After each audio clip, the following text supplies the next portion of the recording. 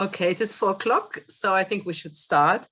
Welcome, ladies and gentlemen. My name is Bea Lewkowicz, and I'm the director of the AJR Refugee Voices Archive.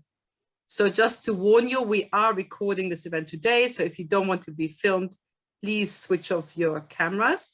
There will be time for questions. Also, you can put them in the chat, and I will read them out to Hella. And if it's also very pressing and you would like to talk, just wave and we'll try to find you and you'll have a possibility to ask your question. It is my great pleasure to welcome you to this AJR book club with Hell Pick today, whose new memoir, Invisible Walls, was just published by Weidenfeld. Congratulations, Hella, to the publication of your new book. It was reviewed last week in the Financial Times, the Jewish Chronicle, the Observer, and in the Guardian today. Undoubtedly, there will be a lot of publicity in the next few weeks, and we are very lucky to have you here with us today. Hell Pick will be known to many of you. She was born on the 24th of April, 1929 in Vienna. She grew up in the 19th Bezirk with her mother and grandparents, as her parents divorced when she was 3 years old. She has very few memories of growing up in Vienna. Her real memories start when she arrived in England. After her mother put Hella on a list for the Kindertransport, and Hella left Vienna in March 1939. Her mother managed to get a domestic visa 3 months later. After arriving in Liverpool Street, she was taken in by a Jewish family in London, the Infields, who had 3 children and sent her to a local school in Brondesbury. They wanted to adopt her, but when Hella's mother came, Hella wanted to be with her mother. This was not possible at first, but when her mother was employed by the Chorley family, she could join her mother in the Lake District, where she remained throughout the war, together with her mother. Following her studies at the LSE, Hella Pick became a pioneer among women journalists whose first job as a young journalist took her to West Africa in the late 1950s to cover the independence negotiations of the region's British and French colonies. Spending the next 35 years with The Guardian, Hella covered the world stage, ranging from the Kennedy assassination, to the Selma March in the US, to the Cold War in Europe, and to the collapse of the Berlin Wall. Willy Brandt was among the many friends she made among world leaders. Her international network widened and took her on to China, where she moved on to work at George Weidenfeld's Institute of Strategic Dialogue. She has also written 2 highly acclaimed books. The first one, Simon Wiesenthal, Life in Search of Justice, and the second one, Guilty Victim, Austria from the Holocaust to Haida. She received a CBE in 2000 and has also been awarded high distinction by the Austrian and German governments. Hella, a lot has happened in the world since I interviewed you in February 2019, and since I took you to find some of your own and your mother's document and at World Jewish Relief. And I'm very pleased that one document made it to the cover of the book. Yes. And which is, we'll talk about it in a second. You can see, I made a little film about it, and you can see this film on our website of the encounter with Debbie, Hella's encounter with Debbie Kanter from World Jewish Relief. So my first question to you is, what impact did that visit to World Jewish Relief have on you? And what did it feel like to see things in black and white from a time you could not quite remember? And I think the number here on your book here is your number of the Kindertransport, 4672. You didn't know about, and also the date of your arrival. And did it change your own conceptions of your past? Well, first of all, it was really startling suddenly to see this file with my name on it. I think just mentioned the number. Wait, Hella, we can't hear you very well. Move a little bit closer to the mic, please. Sorry, I'll move closer. Sorry, is this better? Better. Right, can you hear me better? I'm sorry. Anyway, what I wanted to say is I was totally astonished suddenly to discover a file that contained not just my number of Kindertransport, but also to discover all sorts of small details that were marked there, all of which point to the shortage of money that we had throughout the war. My mother was all the time having to ask for financial help so that I could go to school, and we were really very, very poor throughout that whole period. And this is marked in those documents because it showed how we were supported. So that was a wonderful discovery. then I also discovered a small file on my mother herself and the contacts that she had with the refugee organizations. So all of this, it was really so welcome because I had very, very little documentation myself. So to find this really spurred me on in the writing of the early chapters of this book. Thank you, Hella. Some people are saying they can't hear you very well, so let's try and improve it. Let's move as close as you can, or maybe I'm practically on the computer. Is your mic, maybe, is there something in front of your mic? Try to free the microphone. There's absolutely nothing. I'm straight in front of my screen. Okay. Okay. I think it's better now. Sorry. Okay. Now, okay. I can just you see me close up now. Don't worry, we need to hear you. That's our main aim. Now, can you hear me now? Much better. No, it was a privilege, Hella, to go with you. And I think there are not many interviews where, you know, you do an interview and then afterwards you're able to see the documents. And even for me, I think it was very, very moving to find things. You know, even I remember very clearly that you didn't know exactly when you arrived in Britain. You thought it was April, and then we found it was actually in March. Exactly. And I also hadn't realized that my mother came so soon after I had left. What did you remember? It was really a very, very short space of time. And of course, what I discovered later was that she, in fact, could have come earlier than I did, because being on her own, she could have come on domestic permit. The Nazis would have let her go, but they wouldn't have let me go. She could only have come unaccompanied. So therefore, of course, the point never came up that she would have gone before and leave me behind. And in fact, as I discovered afterwards, she even hesitated to leave after I had come to England because her mother was in Prague and she wanted still to go to Prague to see if she could get her mother, my grandmother, out of Prague. But that in the end proved to be impossible. So that is when she decided to take up her visa to Britain. But it was curious. I hadn't realized that I found an old her passport I have, and I could see the various permits, exit permits that were in it. Saw that she actually postponed her departure, which is interesting in retrospect. When was she supposed to come, and when did she come? Well, she could have had her visa already in January of '39, but in fact, she then came 3 months after I came. Mm-hmm. Thank you, Ella. Before actually talking about the story itself, I wanted to ask you about the process of writing. You've, of course, written other books about other people like Simon Wiesenthal. What was it like to write this book about yourself? And also, I have to say, I've just finished the book. You very bravely write about your personal struggles and your long-term relationships, for example, with Narinder Singh, the then Deputy High Commissioner of India at the United Nations, and also sociologist and politician Lord Dahrendorf. And what I'd like to know, at what point did you decide to share this personal side of your life? And do you feel it's important for prominent people like you to talk about their own struggles? Well, that was a very difficult decision. But when I decided, because I had been urged to write a memoir for quite a long time, and I always said, no, I don't have enough to say, and I don't want to do it, and so on. Anyway, I was finally persuaded to write a synopsis to see if I could sell the idea of publishing this memoir. And I then made up my mind that if I'm going to write, I've got to write something about my personal life as well as my working life. Just to write about my professional life, I think would have been too boring, and I wanted to introduce something and also to explain myself better.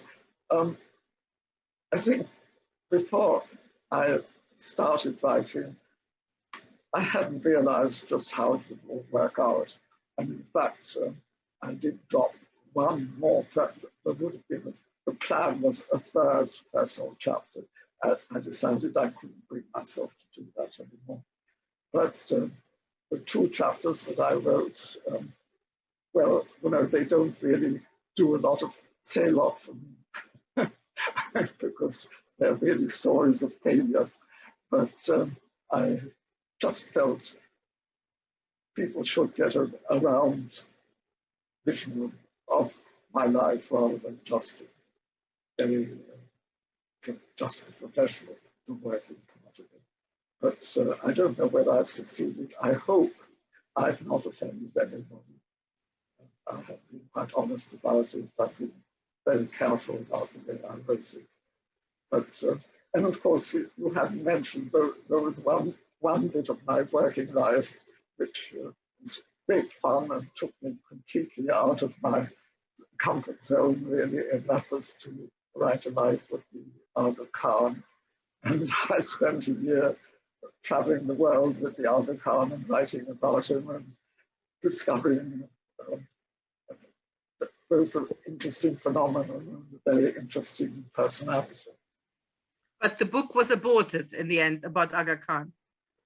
No, there's a chapter on the book itself. No, the book, the actual book. I know, it's in your book, but it wasn't cut out of the book, my book, but the book itself was aborted because I explain in the book more or less how that came about.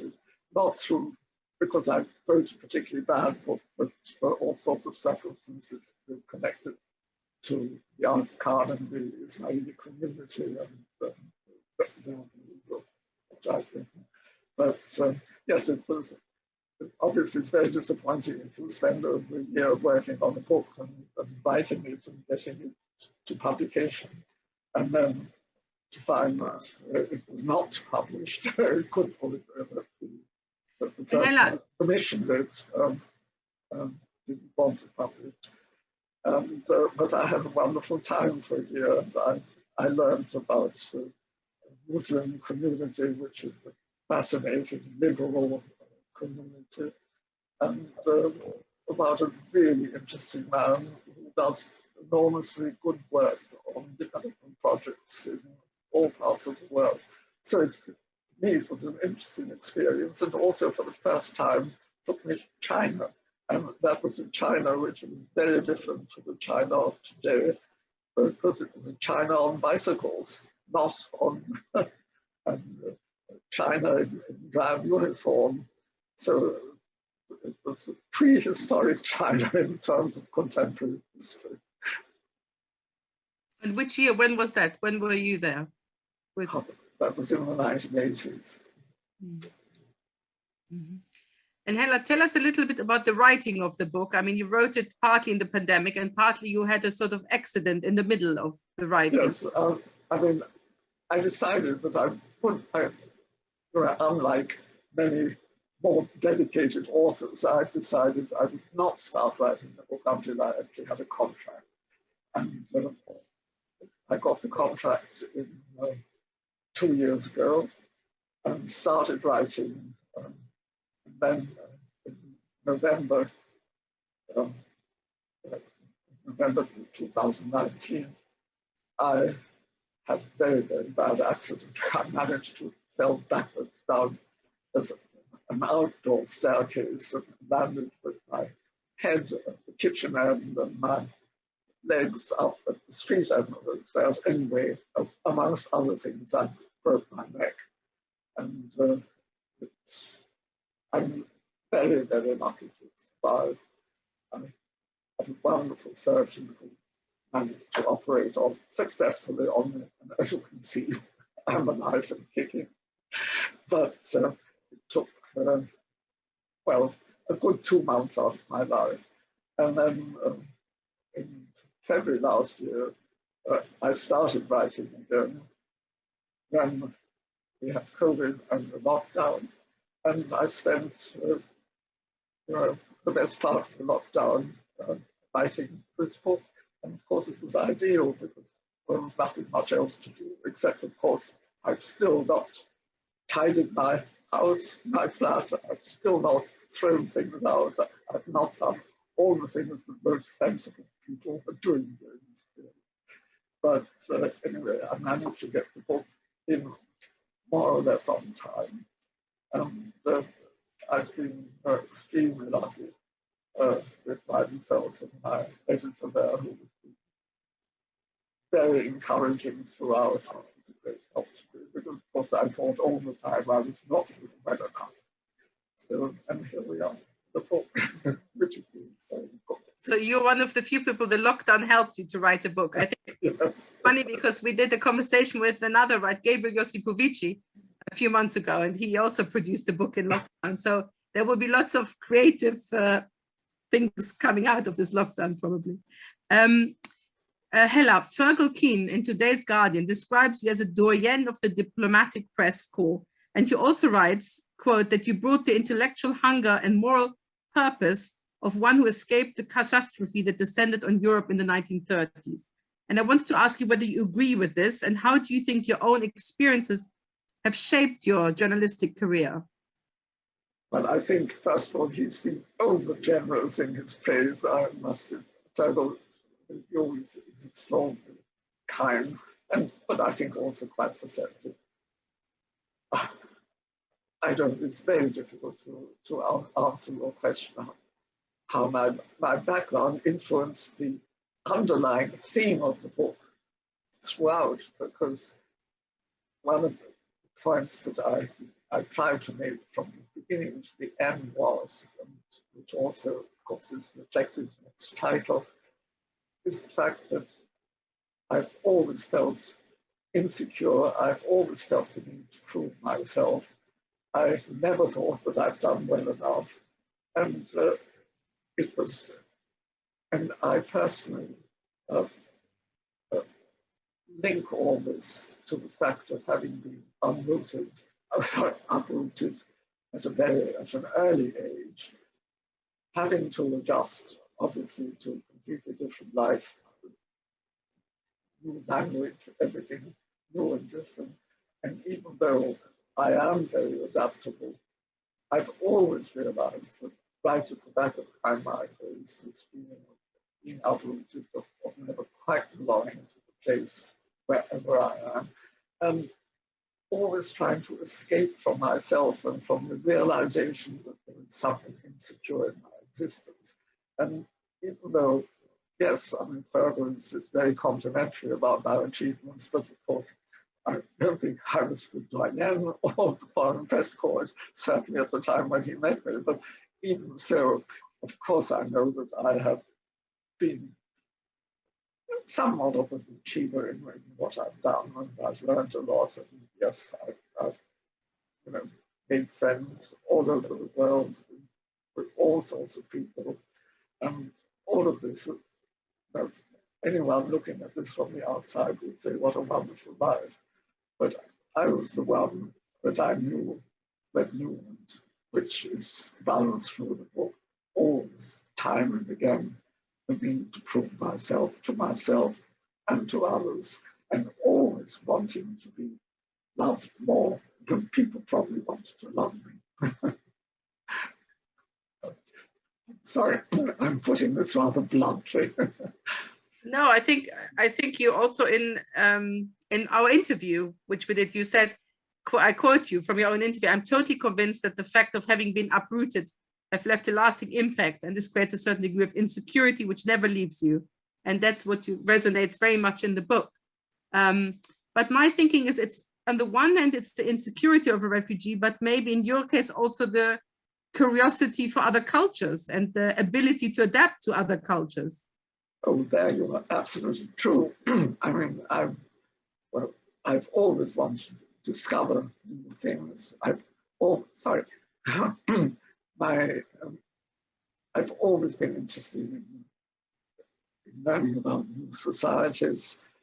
And of course, I've been very, very interested in politics and in international affairs. And the longer I wrote about it, the more I enjoyed it and found it interesting and continue to be interested. I mean, nothing has changed in respect to that. And of course, again, we hadn't mentioned this before, but after I left The Guardian and I wrote the 2 books that you mentioned earlier. But then, of course, I went off to work for George Weidenfeld, and it wasn't just China.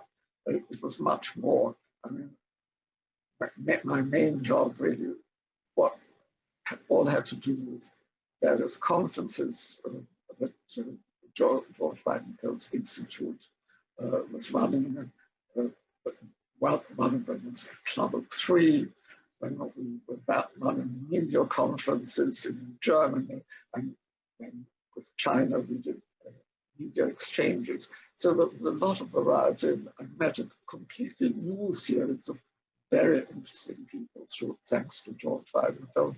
And it took me, still left me with one small foot or a hand on the media scene, but at the same time also introduced me to a much wider political scenario in different circumstances, not as a journalist, but as a conference organizer and participant.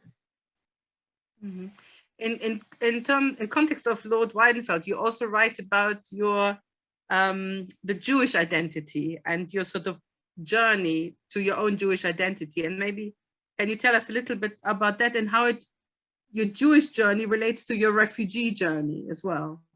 Yes, well, I come from a secular background. My mother was a confirmed atheist in her religious outlook, if I can put it that way, rather stupidly.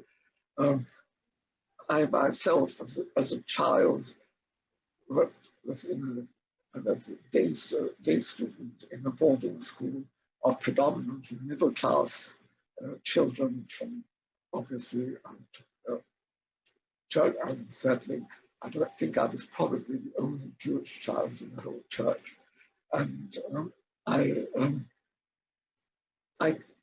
for a long time, I could neither bring myself to acknowledge that I was Jewish, or even, if my mother talked about German in the open, I would scream at her and say, "Talk English."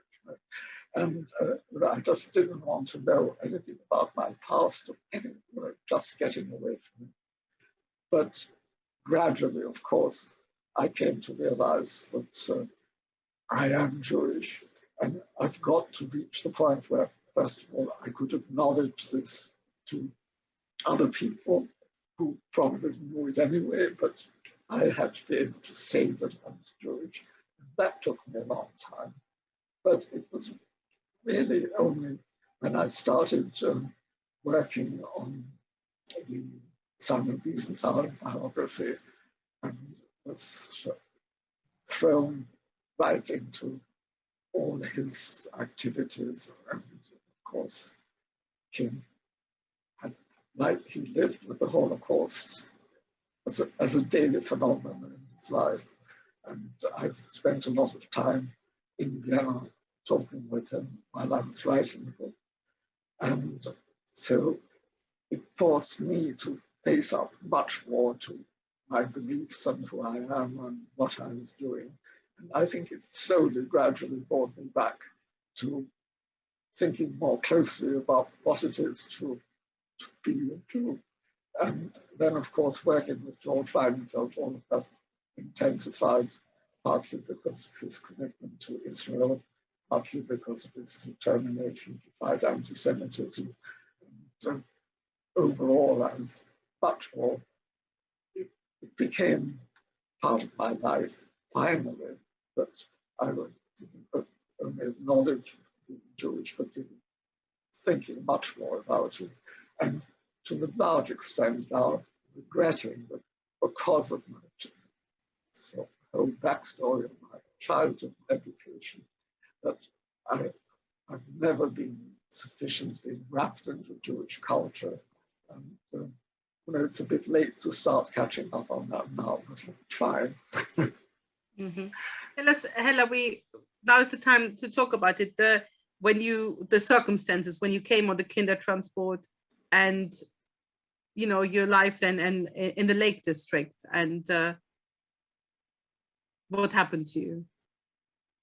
Well, as I'm sure some of our friends know, if you were a woman refugee on your own in Britain in 1939, the only way you could earn a living was to do domestic work. And of course, my mother had come with nothing because you couldn't leave Austria if you hadn't left anything behind.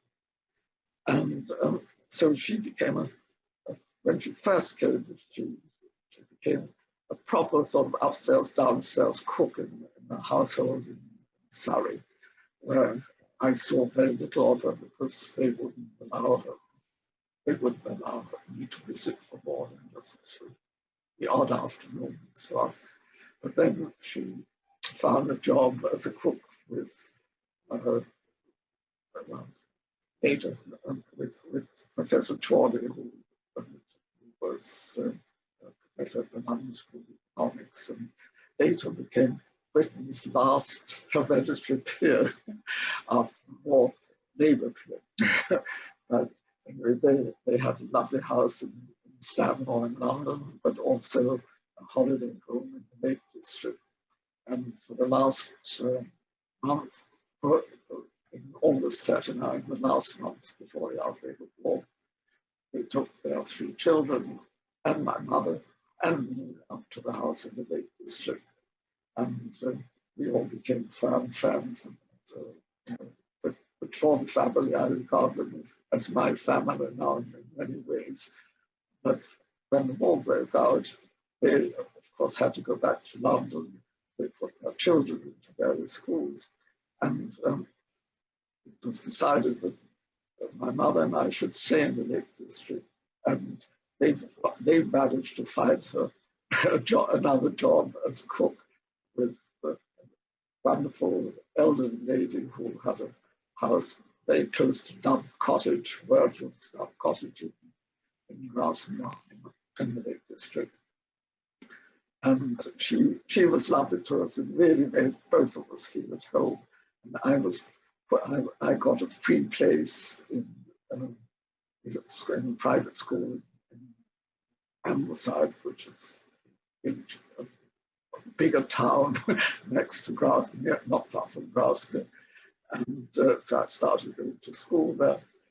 By that time, I was fluent in English. And this was it seemed fun. Everybody was happy, but unfortunately, Mrs. Manor, the lady who employed my mother, died very suddenly. And that was the end of that. And so she had to find herself another job, again as a cook. This was in a really beautiful property right on the shores of Lake Windermere. The only trouble is that, again, they treated her really as their cook, as a domestic. And I was the adjunct to the cook.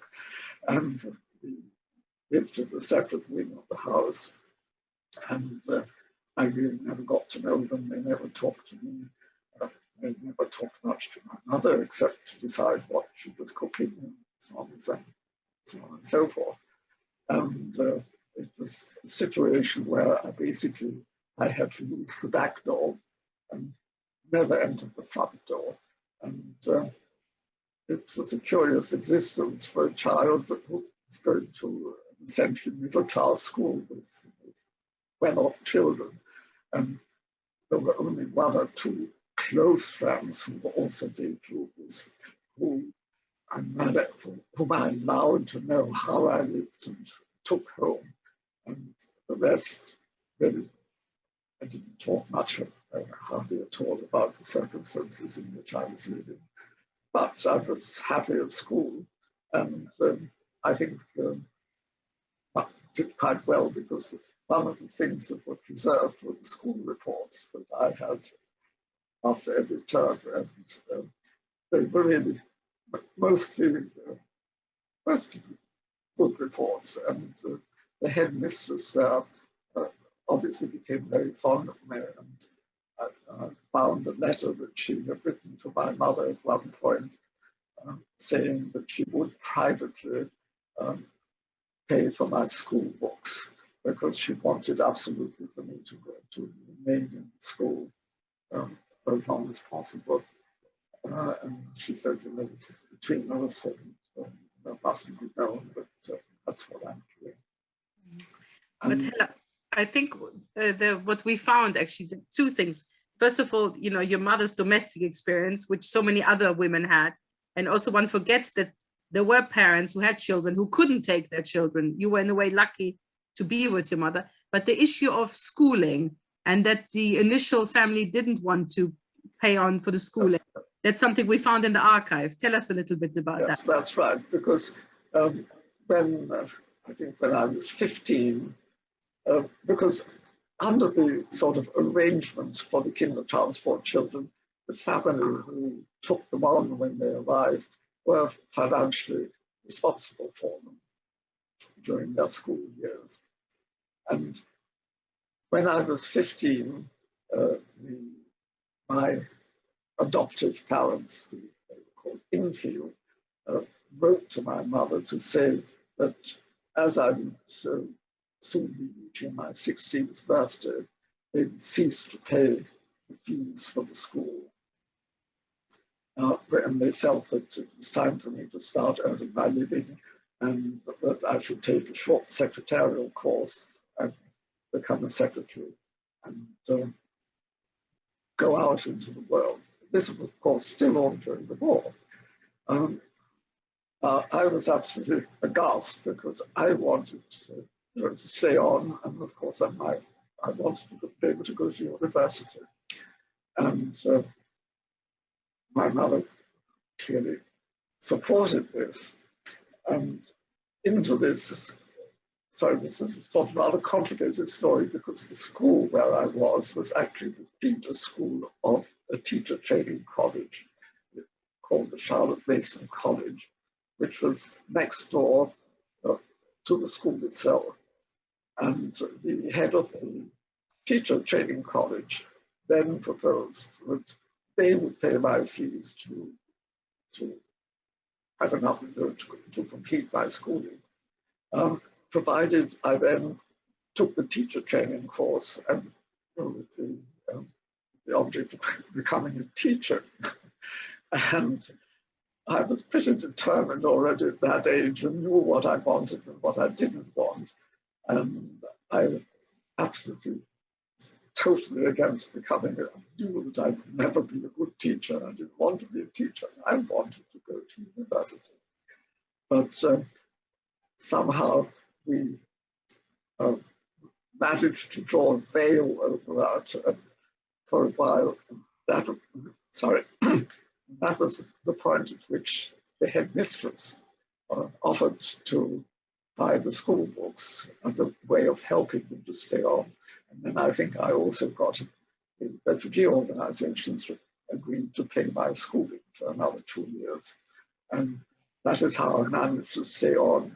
But when I then informed the head of the teacher training college that I did not intend to become a teacher, they were very, very rude about me. but they couldn't get rid of me in school. And I did manage to get into LSE instead. Because in a way, you know, your generation of kinder, their schooling was often interrupted because they didn't have a mother to fight for them, or you know, nobody could fight for their education. Okay, I know I was extraordinarily lucky in so many ways. And, yes, so it did help that I was doing quite well at the school, I think. But Hella, in your book, you also have a lovely picture, actually, of some refugees in the Lake District, which is, I'm going to show it. It's this picture. Maybe tell us a little bit about this. It's this picture here. Yes, it's that picture, yes. Well, there were some other refugees there. There was a group of refugees in the Lake District, and that included Hans Keller, who became very well known afterwards, who came there after he managed to get to Britain. And he had an aunt there who married to what must have been a wonderful Englishman who had not only brought out his wife's family from Austria, but also various other relatives, and including a very famous doctor who was also a violinist called Adler. And together, there were various musicians there. They formed a little chamber music group and gave private concerts. And I remember my first times I listened to Beethoven and Schubert chamber music was in these little refugee concerts. And the picture that you see there was a group of various refugees. I mean, there weren't that many, but who always met from time to time. Unfortunately, my mother is not on that photograph, and I am looking quite large, but nevertheless, I think the youngest on that picture. But I should say that at school, I was sometimes called not Heller, but Hellerfant. So, see, I was quite large then, but I think I slimmed down very quickly. And Hella, what about language? How did you manage with English? Did people ask you whether you're a refugee, or could you pretend to be English at that point? I don't think I could pretend to be English, but they didn't ask me whether I was English. No, I think I must have spoken. Look, I had one term of school in London before the Lake District adventure, and I found the school report from that, and I was clearly speaking. I must have learned English very, very quickly indeed. But I refused to speak in German for a long time, and it was only my school had one male teacher. All the others were women, and of course, every girl had what we call a pash on him, and that included me. And he was very stern with me. He said, "Look, German is your mother tongue, and you've got to stop refusing to speak it. You've got to get back to it." And of course, because I was so in love, I decided I'd better just start learning German for his sake. But I didn't win his love. At least not enough. Mm-hmm. But that's how I came back to it. But you know, the fact is that, you know, from the summer of 1939 onwards, I was speaking English all the time. And it took me quite a while to learn to speak German, which in a way, you know, was a bit, I regret, because it meant I didn't read enough in German at that time. And I sometimes think my vocabulary is smaller than it should be. Mm-hmm. And this brings me actually to the next topic of identity. What I want to discuss with you. You have actually taken Austrian citizenship, and you've written 2 books, of course, which required an engagement with Austrian politics, which is Simon Wiesenthal and the book on a guilty victim. But for many years, you were also the British voice on the German television program Frühschoppen, hosted by Werner Höfer, which I actually vividly remember. Some other people might remember that program. So I wanted to ask you, what is your relationship today to Germany and Austria? And did your own personal background also play a role when you worked as a journalist in Germany and Austria, or was that your own background kind of pushed to the side in some way?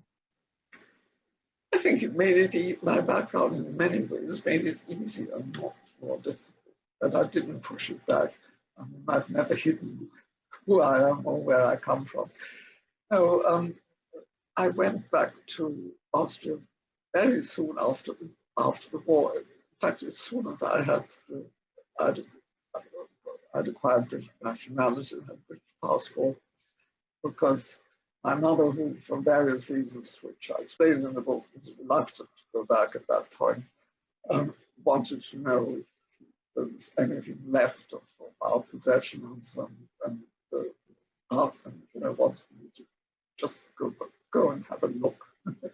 And so I went into full war ravage quite early on, and I felt at ease in Austria fairly quickly. I mean, I regarded myself as a tour, I mean, principally as a tourist, and obviously as a visitor, not.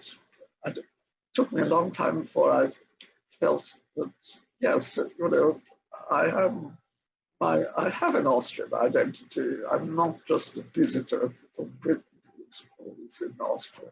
But that took a while. But once it was there, I've taken it as an absolute natural. You know, when I arrived in Austria, I'm in that sort of identity mode as well as the rest of my identities.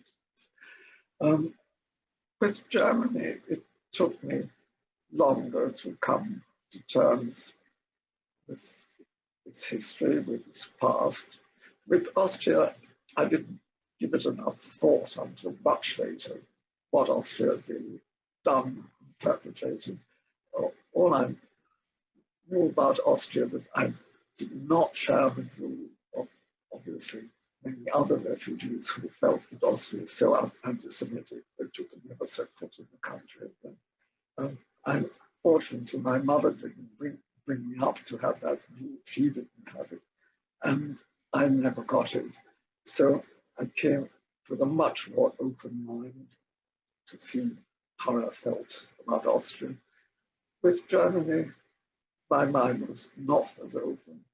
And I always trace it back to my first meeting with Willy Brandt, which gave me, oddly enough, an opportunity to have a very long discussion with him about Germany, about his own views, about my past, about the Holocaust.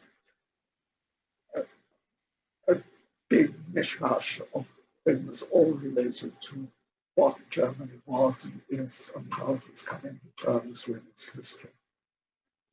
And through that friendship, I developed a much greater understanding for Germany and really came to appreciate and enjoy what Germany had achieved, the way it was tackling its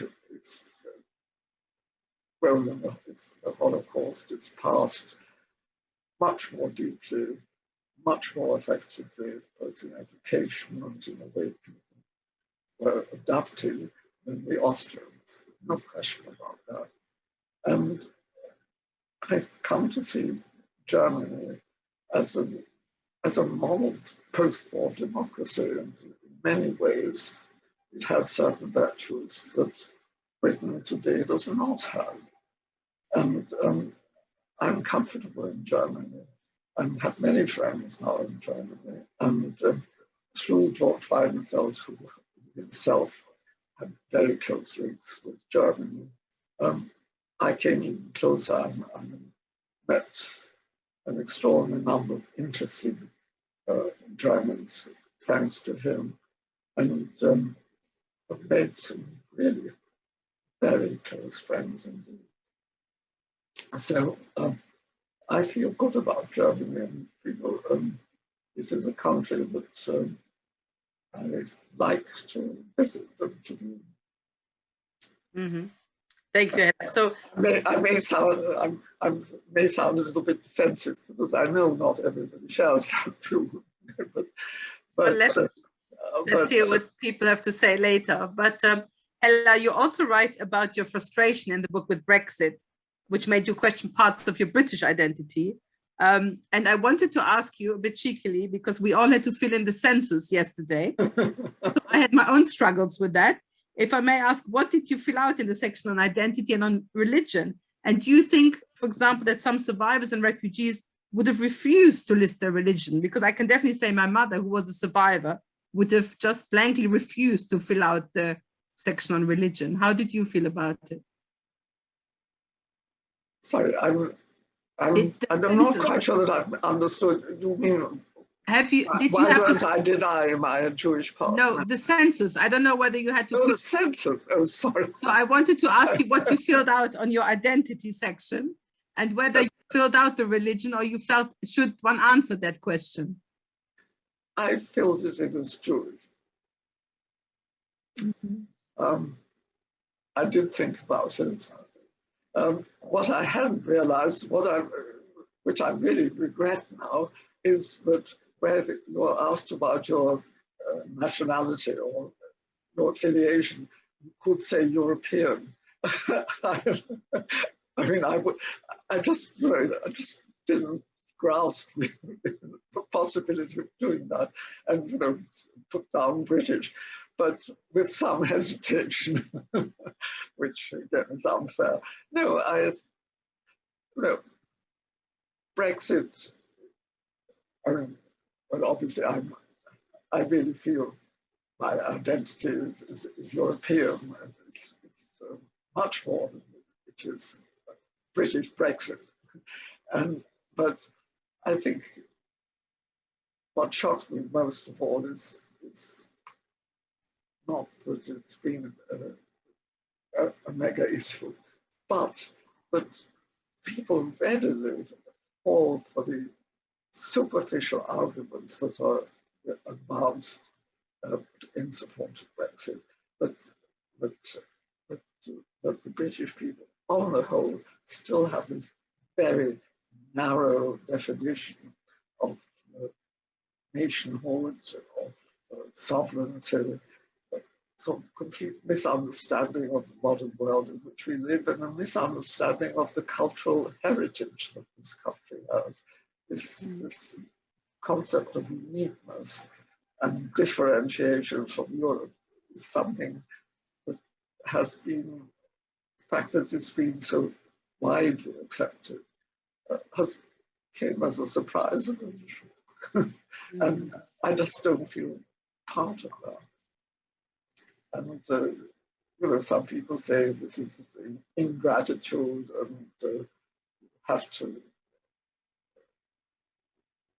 be thankful that Britain in your home allowed you to integrate in this society, and therefore, you need to question the way we interpret our definition of nationhood. But I have to question it. I just alienates me in some way. Mm-hmm. And Hella, have you got? I think we should open the floor now fairly soon. But maybe just the final. Have you got a message for future generations based on your experience, your own personal experience, and of course your experience in interviewing all the world leaders and being a witness to the United Nations, to so many other things? Anything else you want? That's another book. No, goodness, I don't know that I'm important enough to have a message, but my message would obviously be, first of all, have an open mind, don't have a closed mind. Understand that in most people's lives, there's a struggle between different identities, but try and find out what your priorities are, which is very important. I think try to be outgoing in work in a way that you're able to win people's trust, and be interested in the world and the world beyond your immediate confines. And I think those would be the kind of philosophies that I would suggest people might reflect on. Okay, Hella, thank you so much. In fact, the first question has come up, and that was a question I had prepared, but there wasn't time. I'm grateful to Jacqueline Hobson, who asked, comments that you've been a remarkable trailblazer as a woman journalist, and in what way has your gender shaped your life as a Jewish refugee and a journalist? And she says, men normally don't confess to insecurity. So I think she applauds you here. So question, how did gender shape your life? Gave me a lot, I think, in work-wise, it gave me quite a few advantages, simply because when I started working, I was rather a rare species. There were not many women journalists writing about politics and above all about foreign affairs, as I was doing. And by being a woman amongst men, because other journalists were all men, people remembered me more easily. There was just one of me, or maybe there were two or three of us. but there weren't a multitude of us. So I think it gave me, in terms of my work, it certainly gave me certain advantages. In terms of my personal life, I think it helped and it hindered. It allowed me to meet an extraordinarily interesting number of people. It allowed me to develop relationships in a way that's slightly different, perhaps in many ways, to just purely male or purely female relationships. But I think it also taught me much more about what it is to be a minority. And a minority not just as a journalist, but a minority as a Jew and a minority as a foreigner in a new country. So there are lots of aspects to this, but on the whole, and I've said that in my book, I regret that I didn't use the advantages that I had as a woman journalist to help to associate myself more closely with the rest of the other women journalists who were much more active in establishing equality for men and women in journalism. And I sort of thought, I don't think I actively thought about it, but I realize now that my contribution was to be a kind of role model in what I was doing, but certainly not a role model in what I was doing by way of working with other women journalists to promote the new generations that were coming out. And of course, today, we fortunately have many, many more women working in journalism and in media than my time. And I admire particularly the many women who had the courage to go into war zones, which I never did and which I turned down when I had the opportunity. Mm-hmm. Does that answer you at all? Thank you, Lev. It's very interesting. I mean, more to say, but there's another question that's coming. A comment from Claire Mali to say, thank you for your very interesting introduction to your life and work.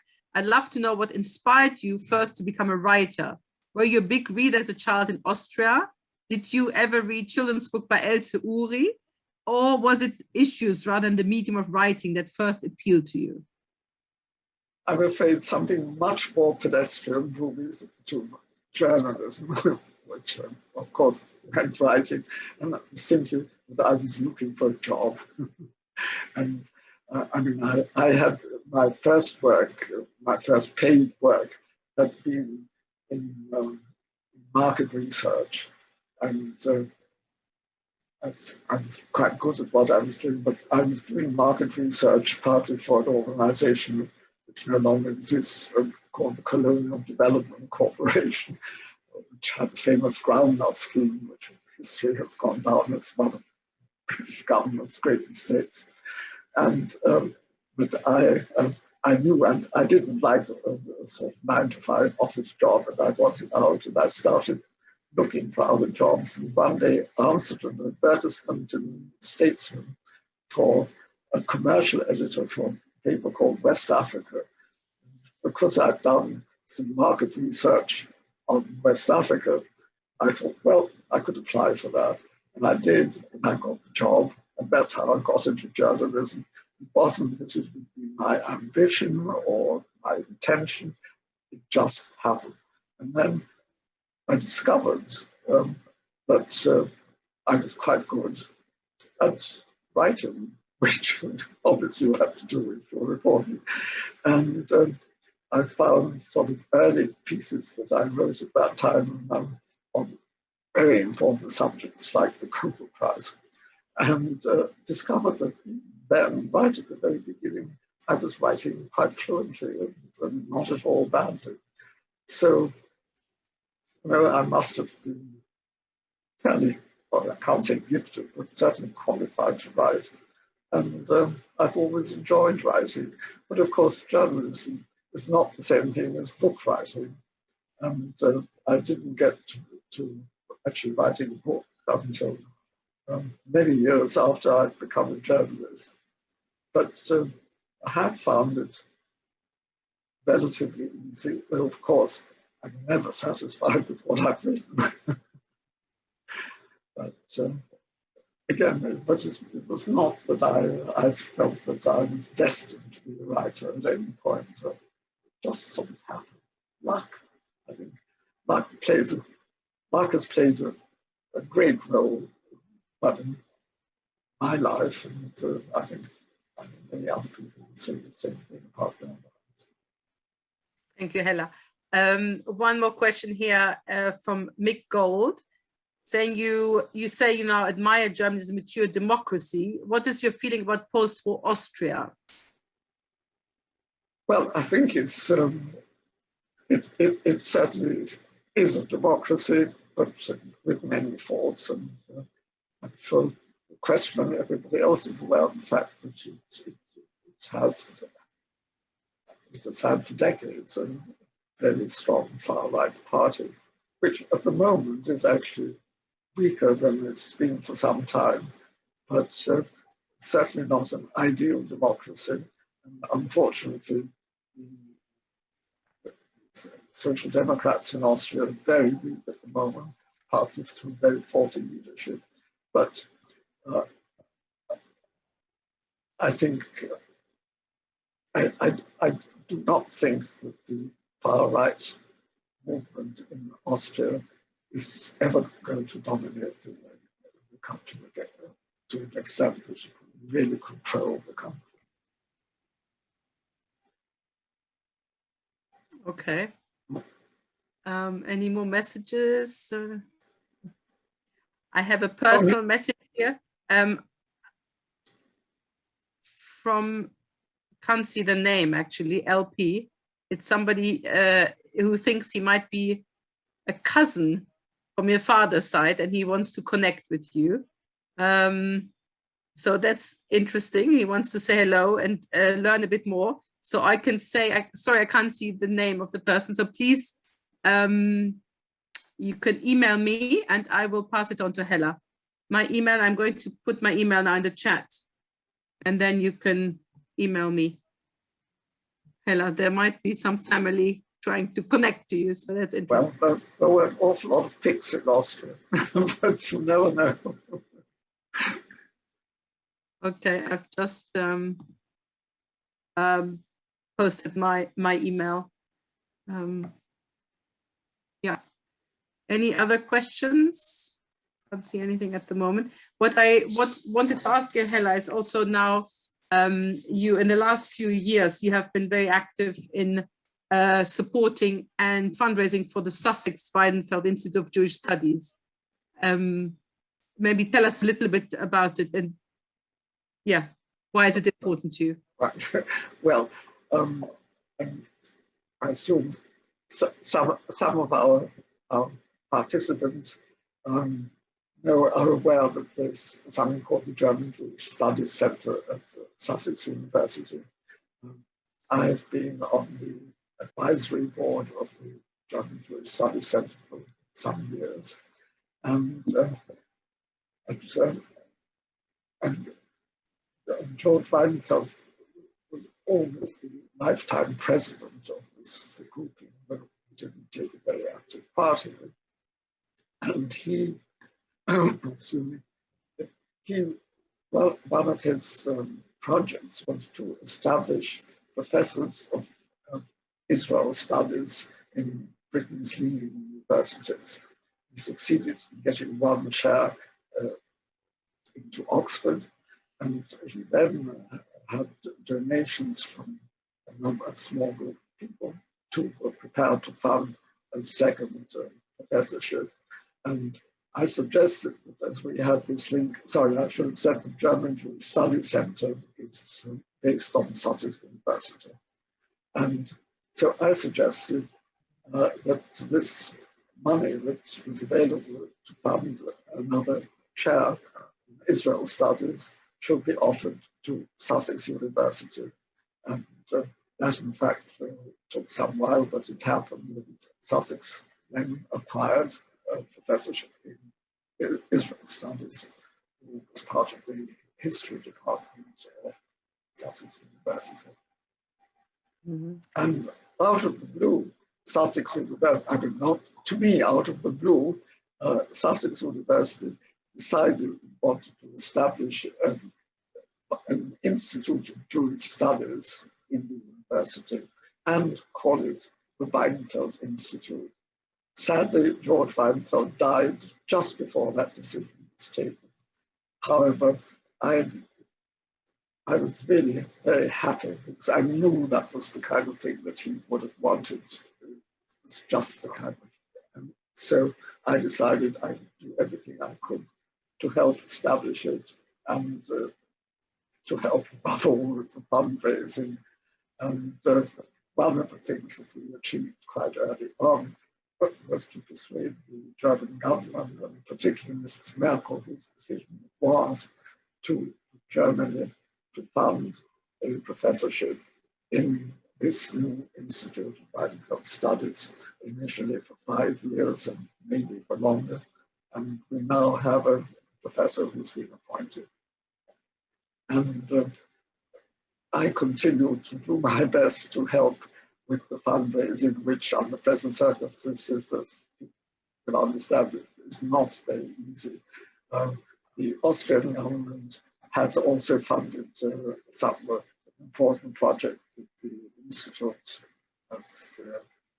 is working on, and is likely to fund another one, which is linked to the decisions of so many ex-Austrians to reapply for their Austrian passports and to establish more clearly, to analyze more clearly what the motivation of that is. I think that's an important project, and I hope it will be funded. Well, this is for the second generation who is now eligible to apply. Exactly. Who wasn't eligible to apply until recently. Yes, yes. Change. Hella, one more question came up from Lillian Levy. What do you think about the future of Germany post-Merkel era? If we all knew that. I mean, anybody's guess is I mean, my guess is as good as anyone else's. It's obviously very uncertain. But she will be missed enormously, not just in Germany, but on the European stage. And she's already largely absent on the European stage, which is very, I think, not good at the moment, given the problems that the EU has. But I mean, clearly, Germany will continue as a democracy, but its leadership will be different, and whether Germany, I mean, it's totally unclear at the moment who will really emerge as her successor. 2 or 3 candidates now, because the candidate chosen by the CDU, it's no longer certain that he will actually be able to do it, because the CDU has done so badly in the regional elections 2 weeks ago. And we'll just have to wait and see what happens. But it won't be the same Germany. Things will change. So I just hope they won't be for the worse. Okay, thank you, Hella. Thank you very much. I can't see any other questions, so it's just up to me to say thank you to our audience for coming. Thank you, Hella, really for giving us the time. You're going to be very, very busy, I'm sure, in the next few days. The book is out. You can, we checked it. There were 10 copies on Amazon, so it must have sold out, but it's with other sellers. You can Google it. I hope it will sell out again and again. It's sure going to be a bestseller. With so many reviews you already had, I'm sure there'll be more coming. So really thank you, Hella, for being with us today. Well, thank you. And good luck. Pleasure. And thank you everyone else, and have a good evening, and see you again soon.